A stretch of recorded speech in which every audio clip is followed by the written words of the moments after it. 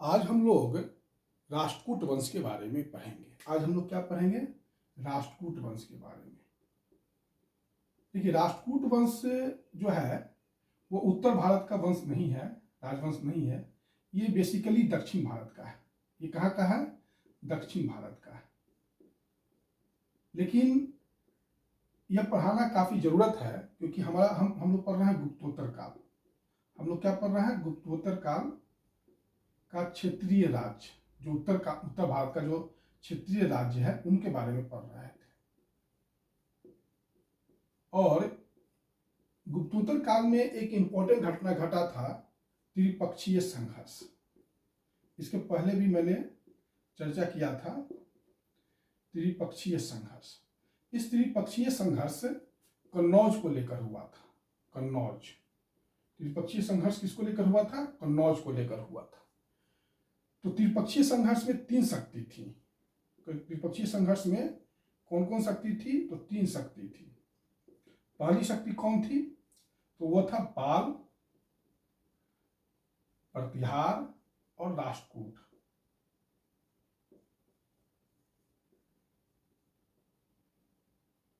राष्ट्रकूट, क्योंकि पाल और प्रतिहार के बारे में हम लोग पढ़ चुके हैं, तो त्रिपक्षीय संघर्ष आपको पढ़ाना है तो राष्ट्रकूट वंश पढ़ाना बहुत जरूरी है। उसके पहले राष्ट्रकूट वंश हमें पढ़ाना होगा, तभी हम आपको त्रिपक्षीय संघर्ष पढ़ा सकते हैं। तो ये जो लिमिटेशन के कारण, क्योंकि मैं चाह रहा था कि दक्षिण भारत का इतिहास मैं आपको एक साथ पढ़ा दूं, लेकिन यहाँ पर कुछ लिमिटेशन मेरा ठहरता है, इसलिए मैं सिर्फ राष्ट्रकूट वंश का चर्चा कर रहा हूँ। दक्षिण की शक्ति है। देखिए, राष्ट्रकूट वंश एक ऐसा वंश था जो दक्षिण भारत का पहला कोई राजवंश था जो उत्तर भारत पर आक्रमण किया, तो वो था आपका राष्ट्रकूट वंश। पहला याद रखिएगा। मतलब उत्तर भारत, जैसे उत्तर भारत में राजनीतिक शक्ति का केंद्र कौन था? कन्नौज। तो कन्नौज पर अधिकार के लिए अगर सबसे पहले किसी दक्षिण भारतीय शक्ति ने उत्तर भारत की ओर कदम बढ़ा तो वो था राष्ट्रकूट वंश। ये थोड़ा ध्यान रखिएगा। कल हम लोग दरभंगा महाराज का चर्चा कर रहे थे।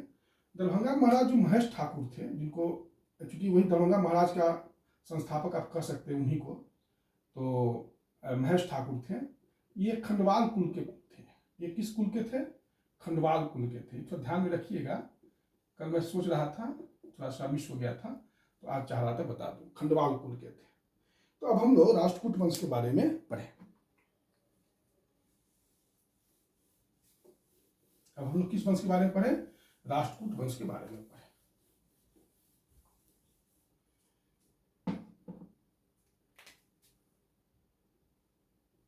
राष्ट्रकूट वंश, ये राष्ट्रकूट जो थे मूलतः महाराष्ट्र के निवासी थे। कहाँ के निवासी थे? मूलतः महाराष्ट्र के निवासी थे। महाराष्ट्र में एक जगह है लातूर, लातूर के ये लोग रहने वाले थे मूलतः। राष्ट्रकूट कहाँ के रहने वाले थे? मूलतः महाराष्ट्र में एक जगह है लातूर, वहीं के रहने वाले थे। ये जो थे बादामी पढ़ाएंगे अभी, खाली इतना ही ध्यान रखिए कि बादामी ये चालुक्य के सामंत थे। ये क्यों थे? बादामी के चालुक्य के सामंत थे।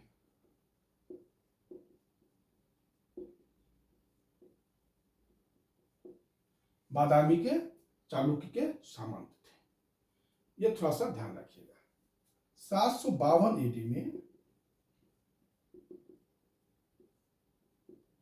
752 एडी में एक थे आपको दंती बर्मन या दंती दुर्ग,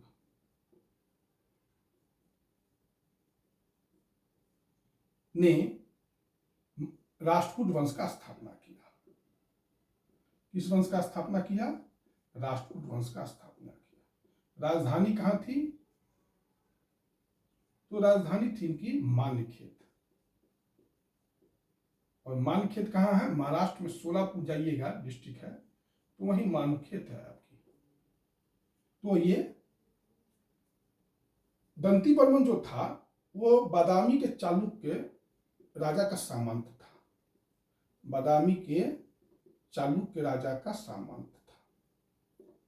और चालुक्य राजा, उसका नाम था कीर्ति वर्मन। उसका नाम क्या था? कीर्तिवर्मन, उसी का ये सामंत था। और कीर्तिवर्मन से इसने अपनी स्वतंत्रता को घोषित किया और राष्ट्रकूट वंश का स्थापना किया। एक चालुक्य वंश के राजा थे विक्रमादित्य।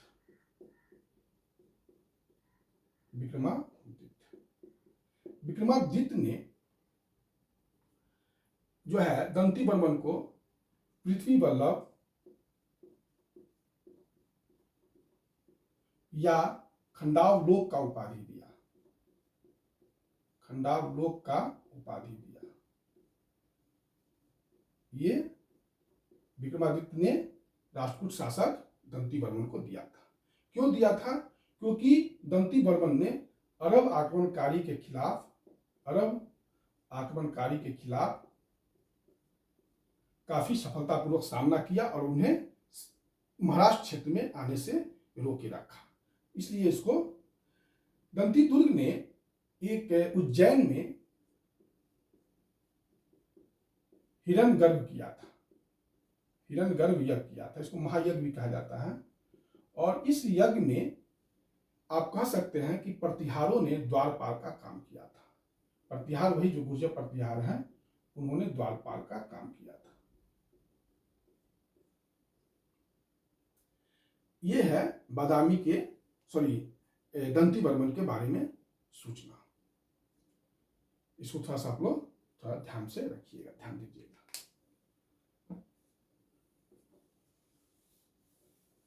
दंतीवर्मन के बाद जो शासक बनते हैं वो बनते हैं आपको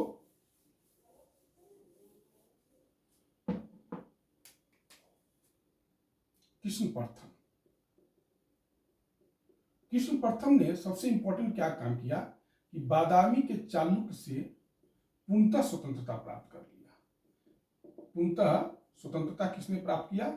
बादामी के चालुक्य से कृष्णप्रथम ने प्राप्त किया। कृष्णप्रथम ने एलोरा में कैलाश मंदिर है उसका निर्माण किया। एलोरा में कैलाश मंदिर है उसका निर्माण किया। यहां तक मेरे ख्याल से आपको दिक्कत नहीं हो रहा होगा। कृष्णप्रथम के बाद जो राजा बनते हैं वो बनते हैं ध्रुव या धारावर्ष। ध्रुव या धारावर्ष। ध्रुव या धारावर्ष जो त्रिपक्षीय संघर्ष चल रहा था कन्नौज के लिए, तो ध्रुव या धारावर्ष दक्षिण भारत का पहला राजा था जिसने उत्तर भारत पर आक्रमण किया या उत्तर भारत की शक्तियों को पराजित किया। इसने प्रतिहार शासक वत्सराज को पराजित किया। इसने क्या किया? प्रतिहार शासक वत्सराज को पराजित किया और पाल शासक धर्मपाल को पराजित किया।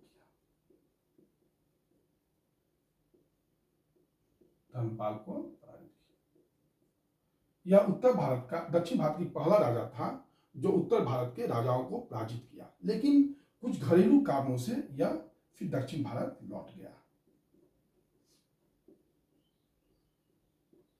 त्रिपक्षीय संघर्ष में भाग लेने वाला दक्षिण भारत का यह पहला राजा था, ध्रुव या धारावर्ष।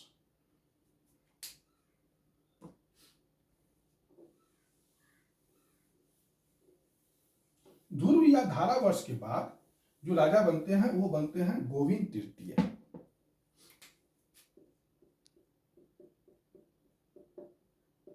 गोविंद तृतीय इस वंश का एक बहुत ही आप कह सकते हैं कि विशेष सेनानायक था, सफल सेनानायक था।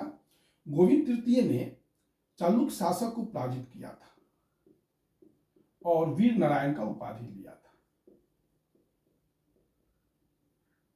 इसने गंग, पल्लव, पांडे और केरल राजाओं के समूह को पराजित किया। इतना शक्तिशाली ये राजा था गोविंद तृतीय। गोविंद तृतीय ने जो इंपॉर्टेंट काम किया वो यह था कि इसने भी त्रिपक्षीय संघर्ष में भाग लिया। त्रिपक्षीय संघर्ष में भाग लिया। और इस समय प्रतिहार शासक था नागभट्ट द्वितीय, इसको पराजित कर दिया, नागभट्ट द्वितीय को पराजित किया और इससे जो है मालवा का क्षेत्र छीन लिया। प्रतिहार शासक से मालवा का क्षेत्र छीन लिया और यहाँ पर अपना एक व्यक्ति था, उपेंद्र नामक व्यक्ति, उसको यहाँ का शासक बना दिया। यही उपेंद्र नामक व्यक्ति ने मालवा का परमार वंश का स्थापना किया था।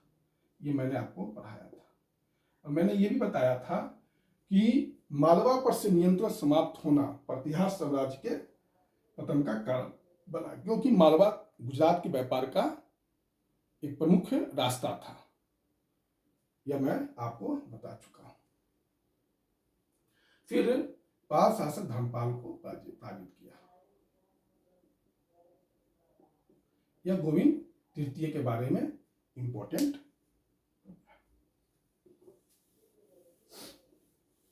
गोविंद तृतीय के बाद इंपॉर्टेंट शासक बनते हैं अमोघ वर्ष। अमोघ वर्ष थोड़ा सा अपने पिता के ठीक विपरीत था। उसका पिता जैसे सैनिक गुणों से संपन्न था,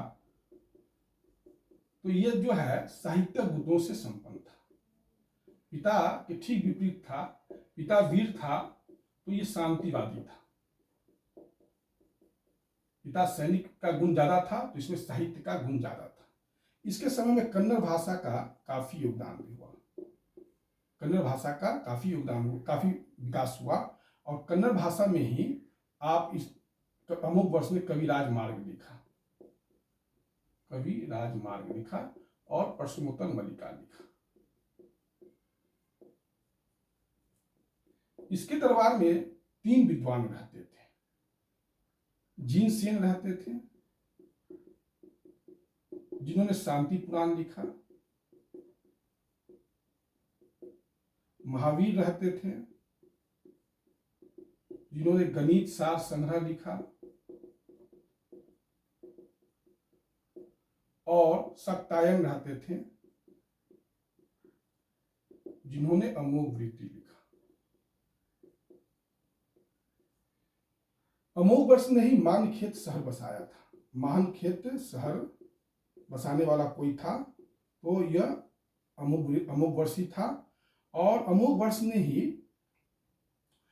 मानखेत को अपना राजधानी बनाया था। इसका जन्म 800 AD में हुआ था और इसके पिता का नाम गोविंद तृतीय था।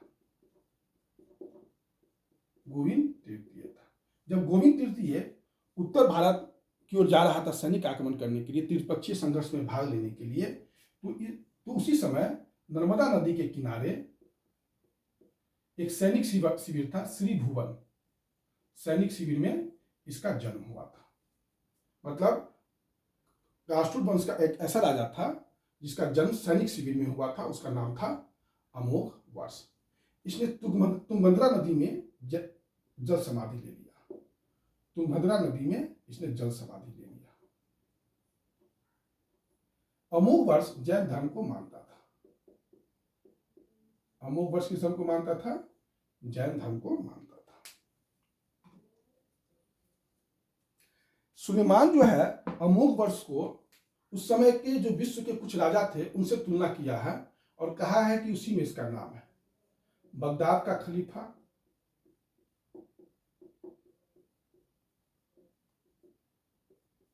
तुर्की का सुल्तान, चीन का राजा और राष्ट्रकूट, मतलब 4 प्रमुख जो राजनीतिक शक्ति थी विश्व स्तर पर, उसका तुलना इसने अमोघ वर्ष से किया। राष्ट्रकूट शासक अमोघ वर्ष से किया। बगदाद, तुर्की, चीन और राष्ट्रकूट।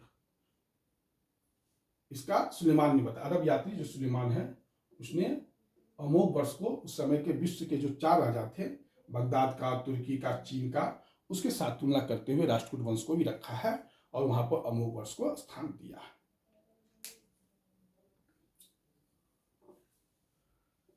अमोघ वर्ष के बाद जो राजा बनते हैं वो बनते हैं आपको इंद्र तृतीय।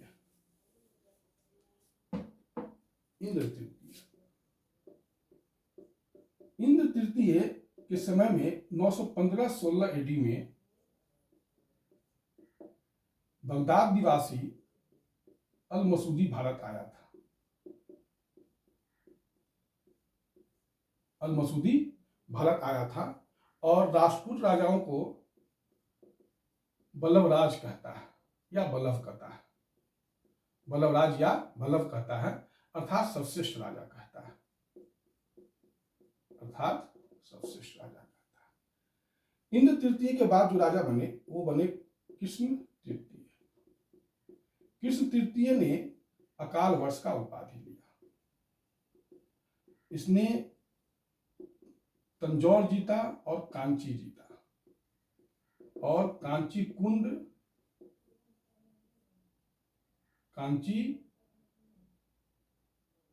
तंजौर कुंड उपाधि लिया। कांची तंजौर कुंड उपाधि लिया। इसने चोल राजाओं की राजधानी को जब क्रॉस किया तो क्रॉस करते करते ये रामेश्वरम तक चला गया, रामेश्वरम तक चला गया और रामेश्वरम को भी वहां पर एक विजय स्तंभ स्थापित किया और 2 मंदिर बनाया, एक कृष्णेश्वर मंदिर बनाया और एक मार्तंड आदित्य मंदिर बनाया, सूर्य का मंदिर होगा, इसने यहां पर बनाया। इसके दरबार में पुन नामक कन्नड़ विद्वान रहते थे जिन्होंने शांति पुराण का रचना किया था। पुन आदि पुराण का रचना किया था। कन्नड़ विद्वान पुन ने आदि पुराण का रचना किया था।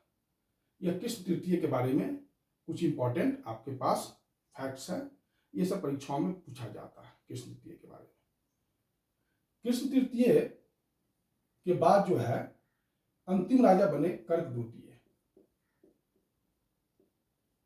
और कर्क द्वितीय के समय जो मालवा का परमार राजा था सियक या श्रीहर्ष,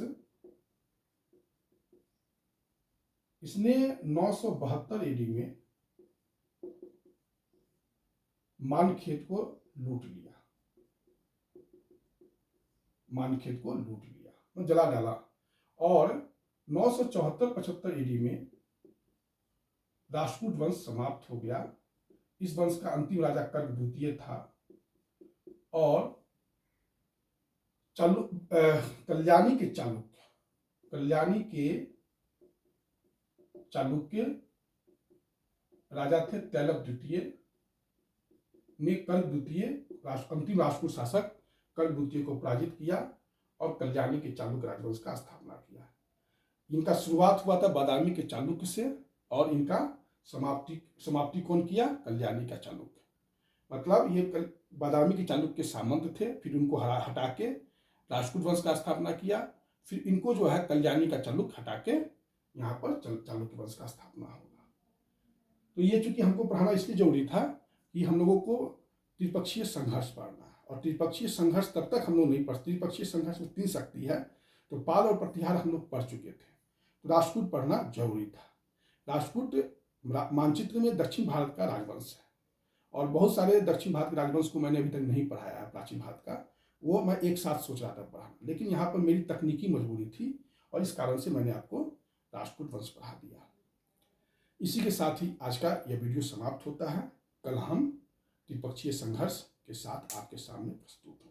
धन्यवाद।